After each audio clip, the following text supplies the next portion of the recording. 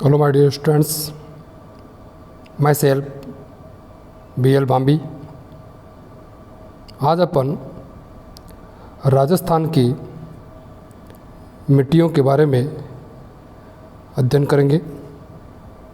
सबसे पहले मिट्टी की परिभाषा की बात करते हैं। भूपृष्ठ पर मिलने वाले असंगठित पदार्थ जिनका निर्माण सड़े गले पदार्थों, छोटे मोटे कंकड़ पत्थर और जीवाश्म से होता है तथा उसमें पेड़ पौधे और वनस्पति के उगने की क्षमता होती है, उसे मिट्टी या मृदा की संज्ञा दी जाती है। प्रोफेसर बेनेट के अनुसार मिट्टी भूपृष्ठ पर मिलने वाले असंगठित पदार्थों की वह ऊपरी परत है जो मूल चट्टानों व वनस्पति के योग से बनती है। मिट्टियों के अध्ययन को मुख्य रूप से पेडोलॉजी के रूप में जाना जाता है। मृदा निर्माण कारक मिट्टी को बनने में मुख्य रूप से दो कारक महत्वपूर्ण योगदान देते हैं। पहला क्रियाशील कारक, दूसरा निष्क्रिय कारक। क्रियाशील सबसे ज़्यादा इफेक्ट डालता है और निष्क्रिय कारक थोड़ा कम इफेक्ट डालता है। क्रियाशील कारक में पहला जलवायु, दूसरा जैविक कारक और निष्क्रिय या अक्रियाशील कारक के रूप में चट्टान के जनक पदार्थ, स्थलाकृतिक उच्चावच और अवधि, समय या काल को शामिल करते हैं। अब राजस्थान के मानचित्र में मिट्टियों के वर्गीकरण को स्पष्ट करते हैं।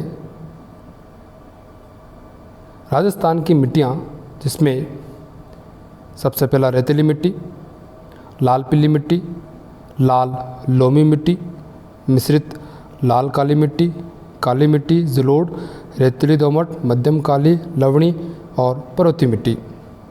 इनको मैप के द्वारा देखते हैं। सबसे ऊपर ये दिख रही है आपको रेतीली दोमट मिट्टी, जो मुख्य रूप से आपके घग्गर के प्रवाह क्षेत्र के आसपास पाई जाती है। दूसरी रेतीली मिट्टी, लगभग ये कहा जाए राजस्थान के मरुस्थलीय जिलों में यह मिट्टी पाई जाती है और राजस्थान के सर्वाधिक क्षेत्रों में भी मिलती है। तीसरी लवणी मिट्टी, जो बाड़मेर के आसपास में, भूरेतीली मिट्टी, लाल पीली मिट्टी, कच्छारी मिट्टी, लाल लोमी, मध्यम काली मिट्टी और मिश्रित लाल काली मिट्टी। अब अपन एक एक मिट्टी के बारे में अध्ययन करते हैं। सबसे पहले अध्ययन करते हैं अपन रेतीली मिट्टी के बारे में। रेतीली मिट्टी को मुख्य रूप से मरुस्थलीय मिट्टी के रूप में भी जानते हैं और इसका विस्तार लगभग राजस्थान के पश्चिमी जिलों में होता है। दूसरा लाल पीली मिट्टी। लाल पीली मिट्टी का मुख्य विस्तार सवाई माधोपुर, सिरोही, राजसमंद, उदयपुर और भीलवाड़ा जिलों में होता है। इस मिट्टी में चूना और नाइट्रोजन की कमी पाई जाती है। नेक्स्ट बात करते हैं लाल लोमी मिट्टी। लाल लोमी मिट्टी का मुख्य विस्तार डूंगरपुर, बांसवाड़ा और उदयपुर के आसपास होता है। इसमें नाइट्रोजन, फास्फोरस और कैल्शियम की कमी पाई जाती है और लौह ऑक्साइड से ही इसका रंग लाल होता है। नेक्स्ट बात करते हैं मिश्रित लाल काली मिट्टी। मिश्रित लाल काली मिट्टी, इसका जो मुख्य विस्तार चित्तौड़गढ़, प्रतापगढ़, बांसवाड़ा और डूंगरपुर में होता है। इसमें चूना, नाइट्रोजन और फास्फोरस की भी कमी होती है। उसके बाद बात करते हैं काली मिट्टी की। काली मिट्टी का मुख्य विस्तार हाड़ौती प्रदेश में पाया जाता है। इसमें सबसे ज़्यादा चीका या क्ले की मात्रा होती है। या इसकी सबसे महत्वपूर्ण विशेषता की बात करते हैं, इस मिट्टी में जल धारण क्षमता सबसे ज़्यादा पाई जाती है। नेक्स्ट बात करते हैं अपन कच्छारी मिट्टी या दोमट मिट्टी। इसका विस्तार लगभग कहा जाए पूर्वी मैदान के पूर्वी दिशा में अलवर, भरतपुर, धौलपुर, दौसा, जयपुर, टोंक, कोटा और सवाई माधोपुर के आसपास में इसका विस्तार पाया जाता है और यह सबसे उपजाऊ मिट्टी होती है। नेक्स्ट बात करते हैं रेतीली दोमट मिट्टी जो गंगानगर और हनुमानगढ़ क्षेत्र के आसपास में। नेक्स्ट भूरी रेतीली मिट्टी, इसका विस्तार मुख्य रूप से अरावली के पश्चिम क्षेत्र में, जिसकी उर्वरा शक्ति कम होती है। लवणी मिट्टी की बात करते हैं तो इसका विस्तार मुख्य रूप से बाड़मेर और जालौर के आसपास होता है। और एक मिट्टी होती है पर्वतीय जो आपके अरावली के सहारे फैली हुई है। सिरोही, पाली, उदयपुर, अजमेर, राजसमंद और अलवर जिलों में इसका मुख्य विस्तार पाया जाता है। अब अपन मिट्टियों का एक वर्गीकरण और देखते हैं जिसे बोलते हैं वैज्ञानिक वर्गीकरण। वर्तमान के प्रतियोगी परीक्षा के अनुसार यह वर्गीकरण सबसे महत्वपूर्ण है। राजस्थान की मिट्टियाँ, वैज्ञानिक वर्गीकरण। वैज्ञानिक वर्गीकरण के अनुसार राजस्थान की मिट्टियों को 5 भागों में विभाजित किया गया है। एंटीसॉल्स, रेडोसॉल्स, इंसेप्टिसॉल्स, अल्फीसॉल्स और वर्टिसॉल्स। एंटीसॉल्स को पुनः 2 उप मृदा कण में विभाजित किया गया है, सामेंट्स और फ्लुएंट्स। एरोडोसॉल्स को ऑर्थिड, इंसेप्टिसॉल्स को उस्टोक्राटस, अल्फीसॉल्स के हेप्टोस्टर्स और वर्टिसॉल को उस्टर्स उप मृदा कण में विभाजित किया गया है। एंटीसॉल मिट्टी की बात करते हैं तो यह मिट्टी राजस्थान के पश्चिमी राजस्थान के लगभग सभी जिलों में यह मिट्टी पाई जाती है और राजस्थान राज्य में वैज्ञानिक वर्गीकरण के अनुसार सबसे ज़्यादा इसका विस्तार पाया जाता है एंटीसॉल्स का। दूसरी मिट्टी की बात करते हैं एरोडोसॉल्स। एरोडोसॉल्स राजस्थान के अर्धशुष्क क्षेत्र या राजस्थान के बांगर प्रदेश में इसका मुख्य विस्तार पाया जाता है। इंसेप्टिसॉल्स की बात करते हैं तो इंसेप्टिसॉल्स का विस्तार अरावली के सारे जो जिले स्थित है उनमें इंसेप्टिसॉल्स मिट्टी पाई जाती है। नेक्स्ट अल्फीसॉल्स की बात करते हैं, इसका जो मुख्य विस्तार राजस्थान के पूर्वी जिले या पूर्वी मैदान के आसपास में पाया जाता है। और लास्ट में बात करते हैं वर्टिसॉल्स, या ऐसे अपन कह सकते हैं काली मिट्टी भी कह सकते हैं। इसका जो मुख्य जो विस्तार है वो हाड़ौती क्षेत्र, कोटा, बारा, बूंदी, झालावाड़ क्षेत्रों में पाया जाता है। इसको अपन मैप के अनुसार देख सकते हैं। ये आपकी एंटीसॉल्स मिट्टी रही राजस्थान के लगभग पश्चिमी जिलों में, एरोडोसॉल्स आपके बांगर प्रदेश में, इंसेप्टिसॉल्स आपके अरावली क्षेत्र में और अल्फीसॉल्स जो आपका पूर्वी मैदान क्षेत्र में पाया जाता है और हाड़ौती प्रदेश और कुछ दक्षिण राजस्थान में आपकी काली मिट्टी या वैज्ञानिक वर्गीकरण के अनुसार वर्टिसॉल्स मिट्टी पाई जाती है। अगला टॉपिक की बात करते हैं। सबसे मुख्य टॉपिक है मृदा की समस्या, यानी मिट्टी की क्या क्या समस्याएं हो सकती है। मिट्टी की समस्याओं की अपन बात करते हैं तो मिट्टी की मुख्य समस्या आपके 4 हैं। एक है आपकी अम्लीयता, क्षारीयता, सेम की समस्या और मृदा का अपर्दन। अब एक एक समस्या को लेते हैं। सबसे पहली समस्या अम्लीयता, यह इसे बोलते हैं लवणी मिट्टी के रूप में भी जान सकते हैं। इसका मतलब ये होता है जिस मिट्टी का pH मान 7 से कम होता है उसे अपन अम्लीय मिट्टी के रूप में जान सकते हैं। और जो मिट्टी अम्लीय है उसे उदासीन बनाने के लिए, उसका हल करने के लिए रॉक फॉस्फेट का प्रयोग किया जाता है। दूसरी समस्या क्षारीयता। क्षारीय मिट्टी का मतलब होता है जिस मिट्टी का pH मान 7 से अधिक होता है, जिस मिट्टी का pH मान 7 से अधिक होता है उसे क्षारीय मिट्टी के रूप में जान सकते हैं और इसके निवारण हेतु इसमें जिप्सम का प्रयोग किया जाता है। तीसरी समस्या की बात करते हैं। सबसे मुख्य समस्या है ये होती है आपकी सेम की समस्या। सेम की समस्या को एक पर्यावरणीय भाषा में कह सकते हैं पारिस्थितिकी में परिवर्तन। सेम की समस्या मुख्य रूप से राजस्थान में दो जगह होती है, एक तो इंदिरा गांधी नहर के आसपास, दूसरी होती है चंबल नदी के आसपास। इंदिरा गांधी नहर के आसपास में गंगानगर और हनुमानगढ़ क्षेत्र में, और हनुमानगढ़ के नौहर, रावतसर, बड़ोपल, भगवान दास और देईदास क्षेत्रों में सबसे ज़्यादा ये समस्या पाई जाती है।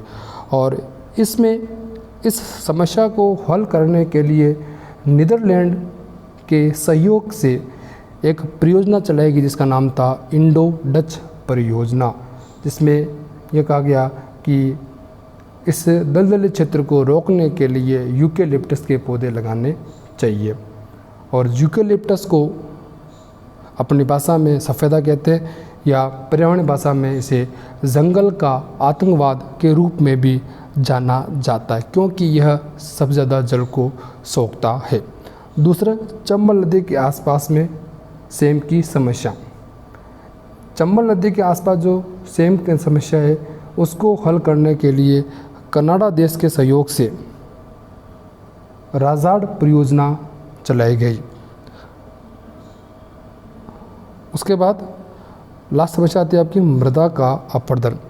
मृदा का अपरदन का सीधा सा तात्पर्य है मिट्टी का कटाव। मिट्टी का कटाव मुख्य रूप से तीन प्रकार का होता है, एक होता है चादरी, एक होता है पवन के द्वारा, एक होता है अवनालिका अपरदन।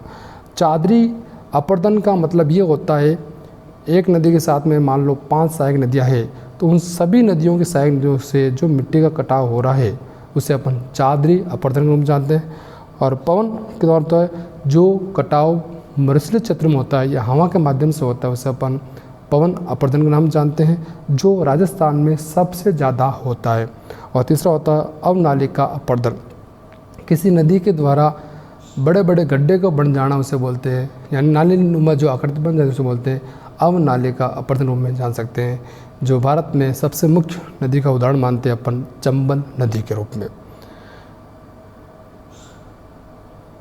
अगली बात करते हैं कि अपन समस्या पड़े मृदा अपरदन। तो मृदा अपरदन के मुख्य कारण क्या हो सकते हैं? मृदा अपरदन के जो मुख्य कारण हैं उसमें देखिए आप, पहला पशु चारण। अत्यधिक पशुओं को चराने पर भी मिट्टी का कटाव होता है। दूसरी बात करते हैं जूमिंग कृषि। जूमिंग कृषि का मतलब होता है जंगलों को काट कर जो की जाने वाली खेती होती है जूमिंग कृषि, और यह भी मृदा अपरदन में महत्वपूर्ण योगदान देता है। अत्यधिक सिंचाई करना भी आपके मृदा अपरदन को बढ़ावा देता है। रासायनिक उर्वरक, देसी खाद का उपयोग न करते हुए वर्तमान में अपन रासायनिक उर्वरक का प्रयोग कर रहे हैं, इससे मिट्टी की उर्वरा शक्ति भी कम होती है और मिट्टी का कटाव भी हो सकता है। कृषि का अवैज्ञानिक ढंग, मतलब किसी भी प्रकार से आप खेत को जोत देते हो तो वो भी आपका मिट्टी के अपरदन में कारक बन सकता है। वनों की कटाई सब जानते हैं। दोषमुक्त परिवहन, परिवहन कोई साधन या रोड बनाने के लिए या किसी परिवहन रास्ते बनाने के लिए अंधाधुंध जो कटाई हो रही है वो भी कारक आपका मुख्य रूप से मृदा अपरदन में शामिल होता है। अंधाधुंध खनन, वर्तमान में जो संसाधन, जो प्राकृतिक संसाधन हैं उनके दोहन के लिए अपन बड़ी बड़ी मशीनों का प्रयोग कर रहे हैं खनन के लिए, यह भी कहीं ना कहीं मृदा अपरदन का कारण होता है। निर्वनीकरण यानी वनों का काटना, वनों से वंचित करना, यह भी आपका मृदा अपरदन का कारण होता है। नेक्स्ट, प्रतियोगी परीक्षा संबंधी ये एक टॉपिक अपन ने और साथ में इंक्लूड किया है कि मिट्टियों के उपनाम। कई बार मिट्टियों के स्थान तो मालूम हो जाता है कि जलोढ़ मिट्टी कहाँ पाई जाती है या रेतीली मिट्टी कहाँ पाई जाती है या बलुई मिट्टी कहाँ पाई, लेकिन इनके उपनाम देख करके भी अपन से पूछ लिया जाता है। जैसे मान लो दोमट मिट्टी को कच्छारी मिट्टी भी कहते हैं या कांप मिट्टी भी कहते हैं, लेकिन अपन को मालूम है दोमट मिट्टी ही है, तो अपन कन्फ्यूज हो जाएंगे कि ये किस मिट्टी के बारे में कह रहा। तो अपन को मिट्टियों के उपनाम भी अपन को मालूम होने चाहिए। तो सबसे पहले अपन बात करते हैं सबसे जो उपजाऊ मिट्टी आपके जलोढ़ मिट्टी, उनको किन किन नामों से जाना जाता है। जलोढ़ मिट्टी की बात करते हैं तो इसे दोमट मिट्टी भी कहते हैं, कांप मिट्टी भी कहते हैं, कच्छारी मिट्टी भी कहते हैं, खादर मिट्टी के नाम से भी जानते हैं, इसे डेल्टाई मिट्टी भी कहते हैं, अल्फी सॉइल्स भी कहते हैं, और अंग्रेजी भाषा में से एलुवियल सॉइल भी कहा जाता है। इनके अन्य अन्य नाम हैं। दूसरी बात काली मिट्टी। प्रतियोगी परीक्षा में ये सबसे ज़्यादा क्वेश्चन आते हैं काली मिट्टी के उपनामों के बारे में, थोड़ा सा गौर से देखें। काली मिट्टी को रेगर मिट्टी कहते हैं, कपास मिट्टी, रेगुर मिट्टी, रेगड़ मिट्टी, स्वतः जुताई वाली मिट्टी, स्वतः कृष्य मिट्टी, वर्टिसोल्स, शाली, केवाल, चरणोजम, चेस्टनट मिट्टी के नाम से भी काली मिट्टी को जाना जाता है। नेक्स्ट लवणी मिट्टी। लवणी मिट्टी को नमकीन मिट्टी भी कहते हैं, रेह भी कहते हैं, ऊसर कहते हैं, कलर कहते हैं, कार, चौपन, राथड़ और थुर के नाम से भी जाना जाता है। नेक्स्ट मरसली मिट्टी को शुष्क मिट्टी के नाम से भी जानते हैं। लास्ट पर्वतीय मिट्टी को वनी मिट्टी के रूप में भी इसे जाना जाता है।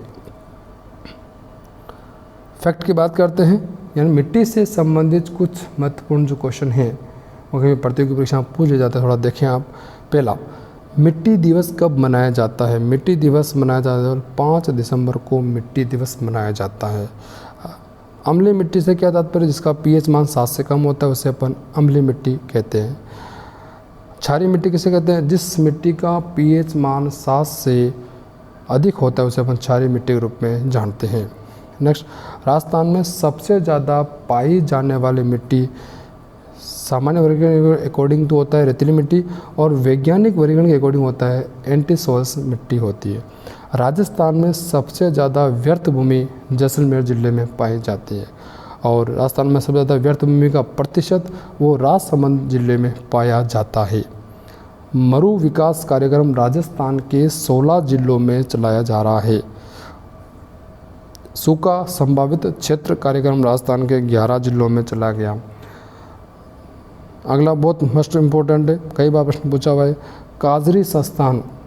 काजरी के फुल फॉर्म पूछ सकते हैं, काजरी कहाँ पूछ सकते हैं, काजरी की स्थापना कब हुई? काजरी जो संस्था है वो जोधपुर में स्थित है। इसकी जो स्थापना 1959 हुई थी। इसकी जो पूर्ण नाम या फुल फॉर्म की बात करते हैं, central arid zone research institute, ये काजरी का पूरा नाम। नेक्स्ट, रेंगती हुई मृत्यु से मतलब होता है मृदा का अपरदन। नेक्स्ट, रेवेरिना नाम की मिट्टी गंगानगर जिले में पाई जाती है, और साइरोजक्स नाम की मिट्टी भी आपके गंगानगर जिलों में पाई जाती है। इसके अलावा राजस्थान की मिट्टियों के वर्गीकरण में कृषि विभाग के द्वारा राजस्थान की मिट्टियों को मुख्य रूप से 14 भागों में विभाजित किया गया, और प्रोफेसर थॉर्प और स्मिथ ने राजस्थान की मिट्टियों को मुख्य रूप से 8 भागों में लाल बलुई मिट्टी, भूरी मिट्टी, सरोजियम, रेगोसोल्स, रेडजिना, जलोढ़, लवणी और पर्वतीय मिट्टी मुख्य है।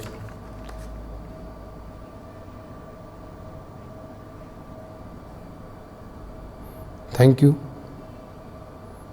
वीडियो आपको अच्छा लगे तो प्लीज़ कमेंट करें, और बहुत अच्छा लगे इसको लाइक और शेयर भी कीजिए। Again thank you.